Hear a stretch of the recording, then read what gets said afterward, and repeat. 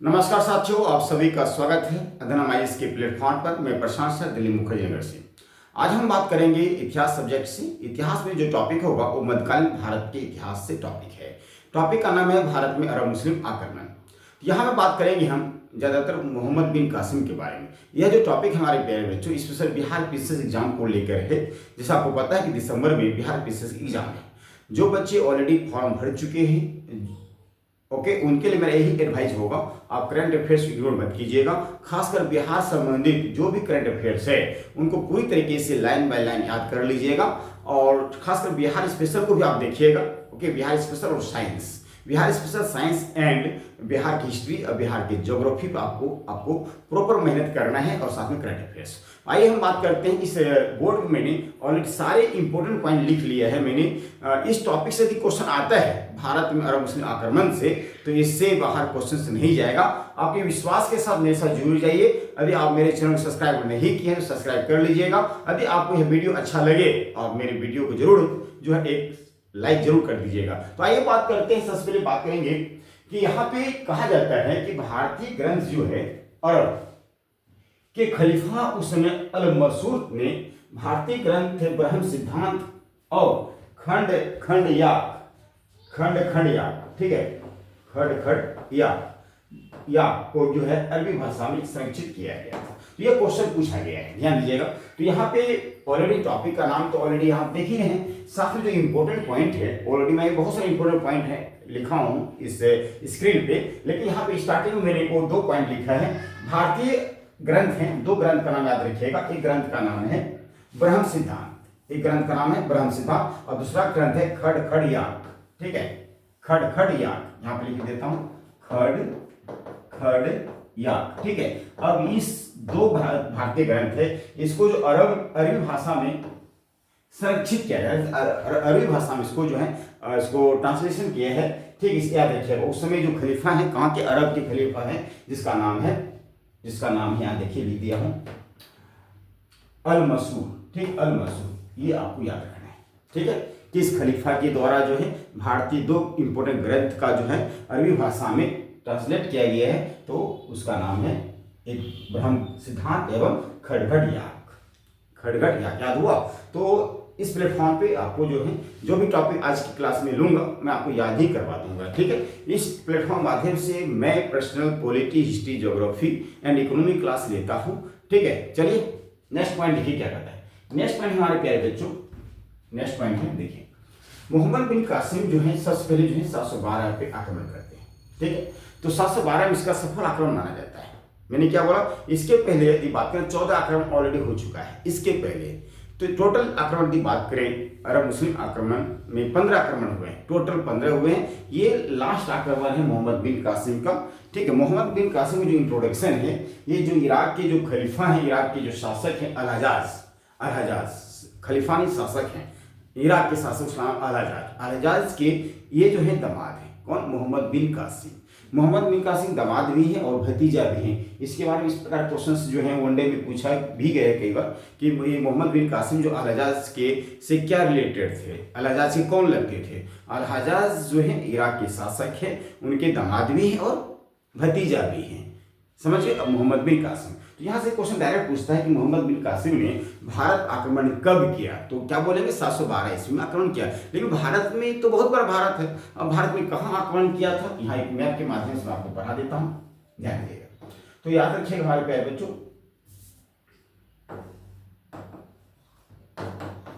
जैसे ये पाकिस्तान का एरिया है ना, तो पूरे पाकिस्तान क्षेत्र को उस समय जो है कहा जाता था सिंध प्रांत कहा जाता था। क्या कहा जाता था? सिंध प्रांत कहा जाता। इसी सिंध प्रांत पे मोहम्मद बिन कासिम का आक्रमण हुआ था और यहाँ पे आक्रमण करते ही जो है इस पे कब्जा कर लिया, ठीक है। और यहाँ पे एक बंदरगाह है, उस बंदरगाह की भी चर्चा होगी। सबसे पहले इस बंदरगाह पे कैप्चर किया था किसने? मोहम्मद बिन कासिम ने। फिर जो यहाँ पे राजा दाहिर थे सिंध प्रांत के शासक, ठीक है, उसकी हत्या करके जो है फिर यहाँ पे प्रॉपर रूप से यहाँ पे अधिकार कर लिया है। किसने? मोहम्मद बिन कासिम ने, ठीक है। मात्र मोहम्मद बिन कासिम जिस समय भारत आक्रमण किया है सिंध प्रांत में, मात्र उस समय उसका 17 साल मात्र उम्र हो रहा है, मात्र 17 ईयर्स के थे मोहम्मद बिन कासिम। 20 वर्ष होते होते जो है इनके दुश्मनों ने, ठीक है, इनकी हत्या कर दिया गया। मोहम्मद बिन कासिम ने था 20 साल की उम्र में मोहम्मद बिन कासिम की हत्या हो गई। तो कहते हैं कई सारे कारण हैं कि सिंध प्रांत पे इनका आक्रमण क्यों हुआ। अल हज्जाज ने, ठीक है, अल हज्जाज ने इनको क्यों भेजा था। बहुत सारे रीजन है।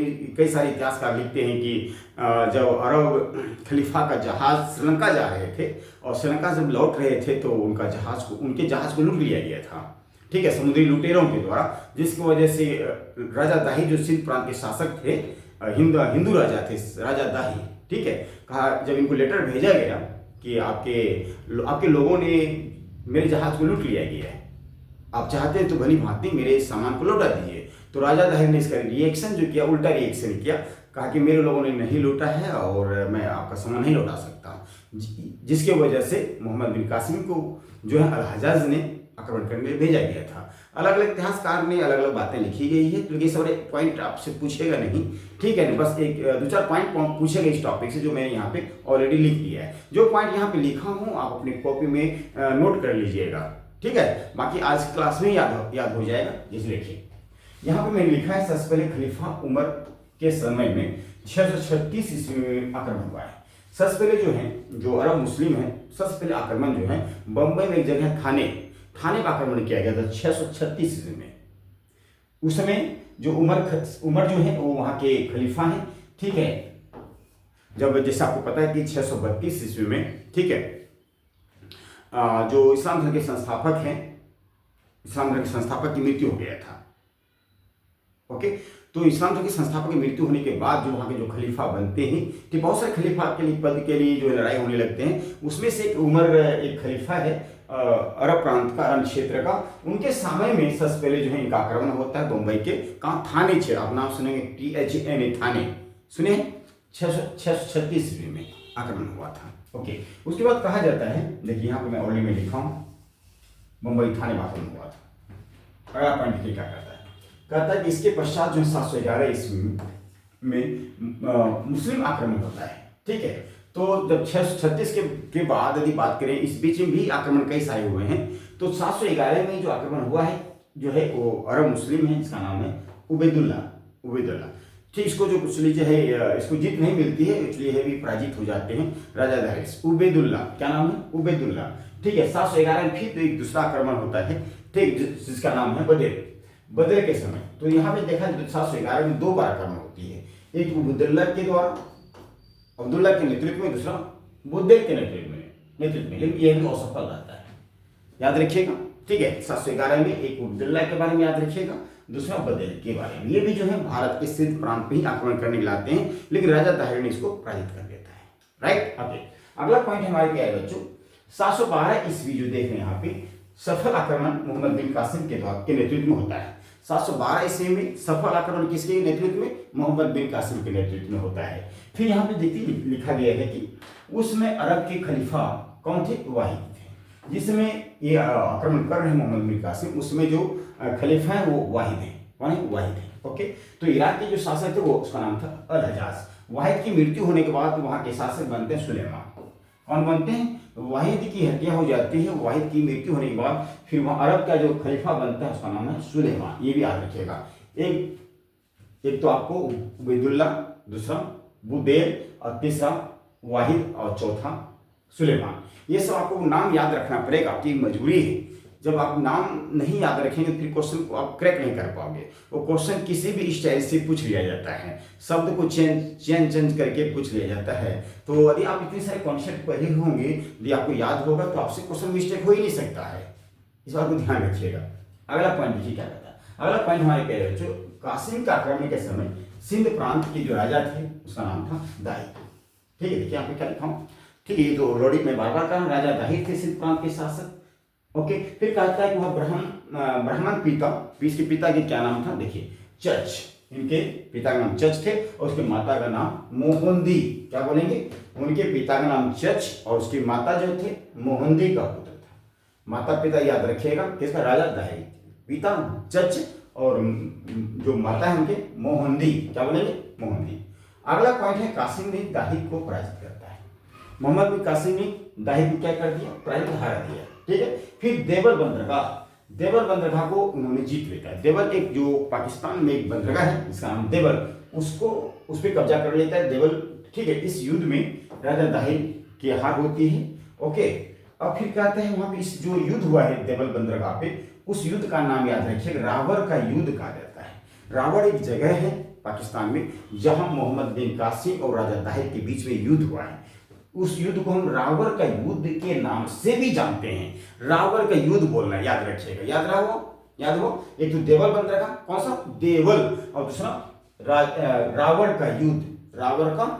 अगला पॉइंट लिखिए, अगला पॉइंट हमारे प्यारे बच्चों, सिंध विजय के में अरबों को मुल्तान से, मुल्तान मतलब वही जो आपका एरिया है जो पाकिस्तान एरिया है, पहले उसको मुल्तान नाम ही रखा गया था, मुल्तान भी कहते थे। कहता है अरबों को मुल्तान से इतना सोना प्राप्त हुआ, क्या कहता है, इतना सोना प्राप्त हुआ, उन्होंने इस सोने की नगरी कहा किसको, मुल्तान को, जो है मुल्तान से जो अरब लोगों को बहुत सारे सोना मिला, और मुल्तान को इन्होंने क्या बोलते, सोने की नगरी बोला गया है। मुल्तान दैट मीन्स जो पाकिस्तान में जो एरिया है उसको मुल्तान कहा जाता था, राइट, और सिंध भी कहा जाते थे। तो सिंध क्षेत्रों में अरबों ने, सिंध समझ रहे हैं, सिंध, ओके।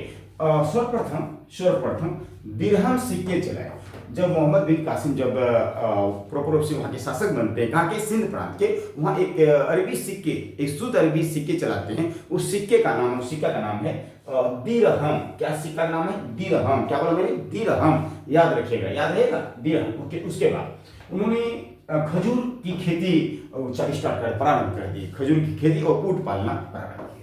याद रखिए, याद रहेगा, ऊँट पालना और खजूर की खेती प्रारंभ कर दिए राजा दाहिर ने। वहाँ लोगों को सिखाया, ठीक है, उस सिंध प्रांत के लोगों को ऊँट पालने के लिए सिखाया और खजूर की खेती करने के लिए सिखाया गया, राइट। यहाँ समझ आएगा। चलिए अगला पॉइंट है, देखिए अगला पॉइंट है, पहली बार सिंध वासियों से जजिया कर लिया गया। तो जजिया कर जो है एक प्रकार की धार्मिक टैक्स होता है, ठीक है, जिसकी वजह से वहाँ पे टैक्स जो मोहम्मद बिन कासिम सबसे पहले भारत में एक टैक्स स्टार्ट किया, उस टैक्स का नाम है जजिया कर, ठीक है। जजिया कर मतलब कि जो एक धार्मिक कर के रूप में लिया जाता है। यहाँ पे कुछ लोगों को छूट भी दिया गया था, जैसे कि मान लो यहाँ पे महिलाओं से नहीं लिया जाता था, विकलांग से नहीं लिया जाता, बच्चा से, और ब्राह्मण से भी जजिया कर नहीं लिया जाता। इन लोगों से जजिया कर नहीं लिए जाते थे, बाकी सबसे लिए जाते थे। इस बात को ध्यान रखिएगा, ठीक है। आगे चलकर जो है जजिया कर को एंड कर देंगे, ठीक है, ओके। तो महिला, विकलांग, बच्चे, यहाँ से क्वेश्चन पूछे जाते हैं कि जब मोहम्मद बिन कासिम ने जजिया कर स्टार्ट किया था, किन लोगों से जजिया कर नहीं लिए जाते, तो क्या बोलेंगे, महिला, विकलांग, बच्चा, ब्राह्मण एवं, ठीक है, ब्राह्मणों से जजिया कर नहीं देते थे, याद रहेगा, ओके। उसके बाद कहता है, यहाँ तो क्लियर हुई बात है। अगला पॉइंट हमारे क्या बच्चों, अरबों की सिंध विजय के बारे में एक व्यक्ति है अली अहमद ने किताब लिखता है जिसका नाम है, ठीक है, 13वीं शताब्दी में, जिसका नाम है चंचनामा, ठीक है। 13वीं शताब्दी में समझ रहे हैं, 1200 से लेकर 1299 के बीच का जो टाइम होगा, इसको हम लोग 13वीं शताब्दी बोलेंगे। क्या बोलेंगे, 13वीं शताब्दी। और 13वीं शताब्दी 13th सेंचुरी में एक व्यक्ति अली अहमद, उन्होंने किताब लिखा है चंचनामा में इसके बारे में चर्चा है कि भारत में अरब मुस्लिम आक्रमण जो है 712 ईस्वी में हुआ है।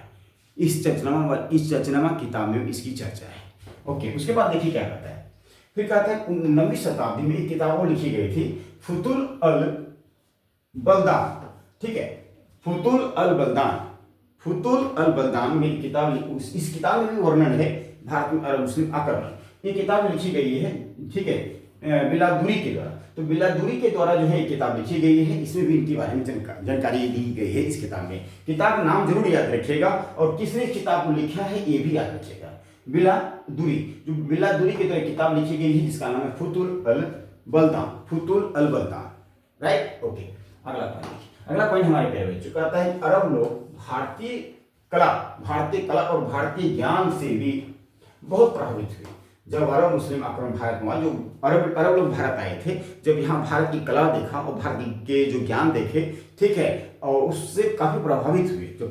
तो कुछ तो यहाँ से ये लोग लेके जाएंगे, बड़े बड़े विद्वान को यहाँ से लेके जाएंगे। तो देखिए यहाँ कहता है, अब्बासी खलीफाओं के काल में हिंदू विद्वानों को बुलाकर चिकित्सा, दर्शन और ज्योतिष विद्या ध्यान दीजिएगा, चिकित्सा, दर्शन और ज्योतिष विद्या की संस्कृत भाषा की पुस्तकों का अरबी भाषा में अनुवाद करवाया। ठीक है, इस बात को ध्यान रखना, राइट। फिर रिपीट करता हूं, तो ध्यान दीजिएगा। कहा जाता है कि अरब लोग भारतीय कला और ज्ञान से भी बहुत प्रभावित हुए। अब्बासी खलीफाओं के द्वारा के काल में हिंदू विद्वानों को बुलाकर, ठीक है, चिकित्सा, दर्शन और ज्योतिष विद्या की संस्कृत भाषा की पुस्तकों का भी अरबी भाषा में क्या क्या अनुवाद कराया गया। देखिए अगला पॉइंट है, भारत में कुरान का सर्वप्रथम अनुवाद जो है सिंधी भाषा में हुआ था। ठीक है, सिंधी भाषा में सबसे पहले कुरान का यहाँ पे क्या किया गया, अनुवाद किया गया था। ये भी आपको नोट करना है। यदि क्वेश्चन पूछता है कि कुरान का सबसे पहले किस भाषा में अनुवाद किया गया था, सिंधी भाषा में। फिर उसके बाद उसका उद्देश्य क्या था। ठीक है, जो भारत में अरब मुस्लिम आक्रमण हुआ, इनका अरब मुस्लिम का उद्देश्य क्या था आक्रमण करने का। उद्देश्य यह था कि धन दौलत लूटना, ठीक है, साथ में इस्लाम धर्म का प्रचार प्रसार करना। तो उद्देश्य पूछ लेता कई बार पेपर में, ठीक है, तो क्या बोलेंगे, धन दौलत लूटना एवं इस्लाम धर्म का प्रचार प्रसार करना। अब देखिए असफलता के क्या कारण थे। ये पूर्व तथा उत्तर भारत में शक्तिशाली राजपूत, ठीक है, ठीक, पूर्व एवं उत्तर भारत में शक्तिशाली राजपूत का बहुत बड़ा रोल था, ताकि उन लोगों को इधर जो है सिर्फ प्रांत की साइड में एंट्री नहीं करने दिए। बाद में देखेंगे मोहम्मद गजनवी आता है, मोहम्मद गोरी आता है, ठीक है, तुर्की मुसलमान आते हैं, तो इन लोगों का प्रभाव थोड़ा ज़्यादा था, जिसकी वजह से दिल्ली सल्तनत की स्थापना होगी मोहम्मद गोरी के जो दास थे कुतुबुद्दीन ऐबक के द्वारा, राइट। ओके, तो यहाँ पे देख लेते हैं भारतीय क्षेत्र में इस्लामियों का स्वीकृति नहीं मिला। ठीक है, राजपूत एक शक्तिशाली शासक हुआ करते उत्तर भारत में, ये लोग एंट्री नहीं करने दिए। ओके, तो लास्ट में यदि बात करते हैं, मोहम्मद बिन कासिम जो हैं उमर खलीफा के सेनापति और इराक के शासक अल-हज्जाज के दामाद एवं भतीजा थे। इस बात को आपको ध्यान रखना है, राइट। चलिए, ये था हमारे आज का क्लास से हमारे प्यारे बच्चों। तो इसके बाद एक इतिहास के टॉपिक आज ही की क्लास में डालूंगा यूट्यूब पे। लाइव क्लास भी हम स्टार्ट करने वाले हैं बहुत जल्दी, 10 बजे रात में। आप जुड़ जाइएगा, ठीक है। तो अब जो है टाइम बहुत कम बचा है आपके पास में, राइट। चलिए मिलते हैं नेक्स्ट क्लास में। Thank you so much.